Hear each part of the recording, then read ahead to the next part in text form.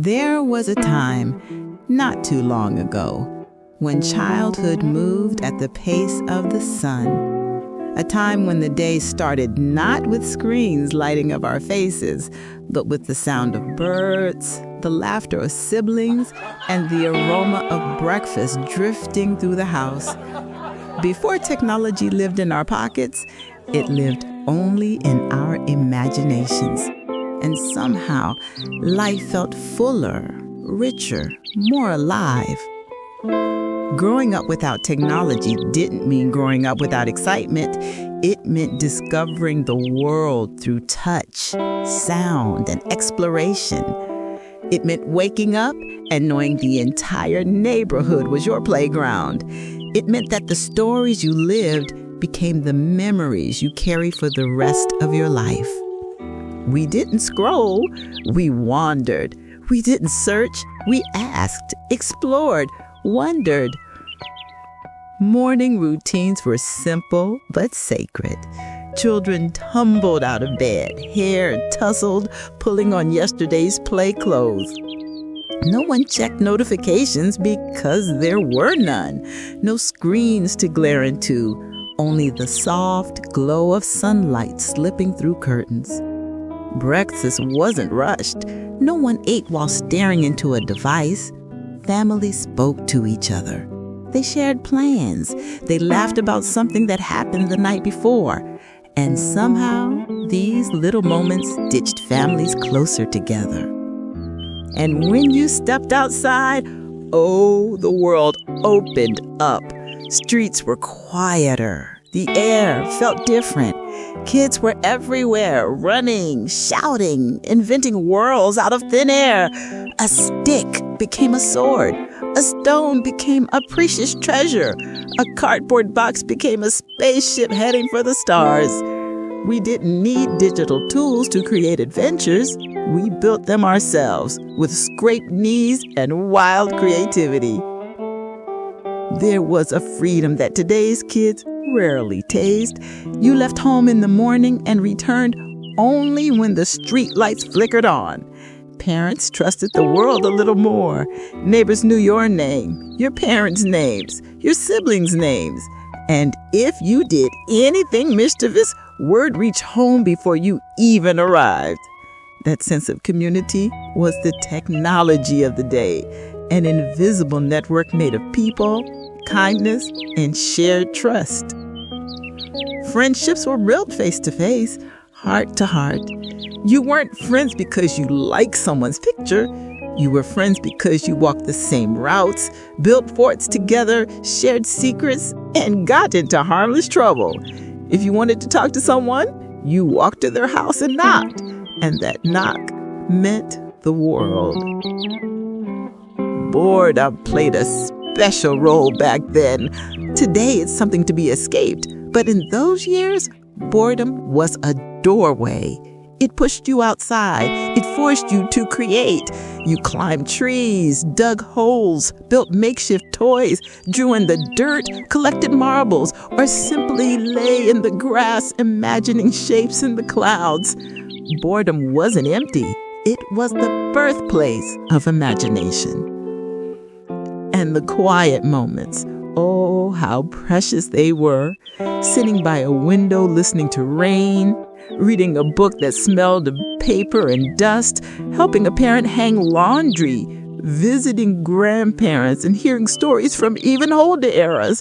Life wasn't loud. It wasn't crowded with notifications or digital noise. It was peaceful, gentle, human. Growing up without technology didn't make life harder. It made it more hands-on, more personal. Every accomplishment, tying a knot, flying a kite, fixing a bike chain, felt big because you figured it out yourself. The world taught you, experience taught you, life taught you. And these memories, these simple, timeless moments, still warm our hearts today. They shaped who we became. They remind us that joy never needed to be downloaded. It was lived. And though the world has changed, these stories remain untouched by time. There was something magical about playtime before technology, something wild, something free. Children didn't wait for games to be downloaded. They invented their own the moment they stepped outside. The world wasn't something you watched through a screen. It was something you touched, chased, climbed, and explored with every breath. Every child remembered this. The moment the front door opened, the outdoors called your name. The street became a racetrack. The backyard became a kingdom. The empty lot down the road became a universe of possibilities. It didn't matter where you lived, city, suburb, or countryside. Playtime was bound only by your imagination. The neighborhood was a giant playground. You knew every house, every tree, every hiding spot. You knew which driveway was the best place to ride your bike, which patch of grass stayed dry after rain, and which fence you could climb over without getting caught. Kids didn't need planned activities. They simply gathered and let creativity take over. Games like hide and seek weren't just games, they were events. The thrill of finding the perfect hiding spot, behind a tree or under a porch or squeezed behind a hedge. The excitement of hearing someone shout, "Ready or not, here I come!" Hearts pounding, giggles suppressed, holding your breath so you wouldn't be discovered. Every child felt that electric joy. Tag was another favorite. Not digital tag, real tag. Running until your legs burned, dodging behind bushes, sprinting across lawns, and collapsing into laughter as someone finally tapped you. These simple games brought kids together in ways that bonded them for years. There was teamwork, strategy, and pure innocent fun. No competition, no trophies, just joy. Jump rope had its own rhythm, its own music. Girls, and plenty of boys too, chanted rhymes passed down through generations. The rope slapped the ground, feet hopped in perfect time, and the air filled with laughter. Double jump was the ultimate challenge, and whoever mastered it became a star on the playground.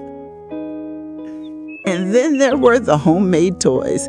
Kids made slingshots from tree branches, built go-karts from scrap wood and old stroller wheels, crafted pretend swords from sticks, and shaped dolls from cloth. Imagination wasn't optional, it was the engine of childhood. Every new toy was a creation of your own hands or your friends' hands.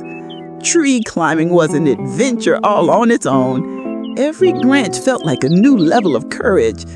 Reaching the top made you feel like a champion, as if you could see the entire world. And sitting there, legs dangling, wind brushing your face, felt peaceful in a way that kids today may never understand. Exploring was another kind of play. Children walked through nearby woods, fields, empty lots, and streams. They discovered insects, pebbles, feathers, and little treasures that meant everything to them. Days were spent wandering, imagining themselves as explorers, pirates, adventurers, heroes of their own stories. Group play had a special harmony. Kids formed little teams, little tribes, each with its own rules, some written, some unspoken. Leaders emerged naturally, not through clicks or likes, but through kindness, bravery, or simply being the one willing to share their toys. Arguments were simple and short, solved by fairness or rock, paper, scissors. And of course, there were the scrapes, the bruises, the little scars of childhood. Falling off your bike, sliding on gravel, tripping while running downhill.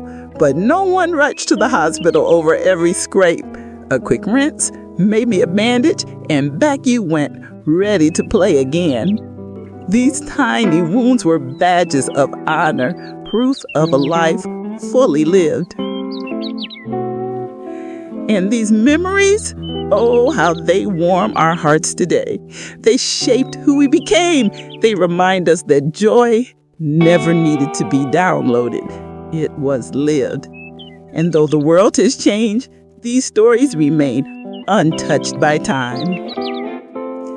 In our next episode, we dive deeper into that world, into the homes we grew up in, the families we belong to, and the everyday chores and responsibilities that shaped us. Join us again as we continue this journey into a childhood defined not by screens, but by life.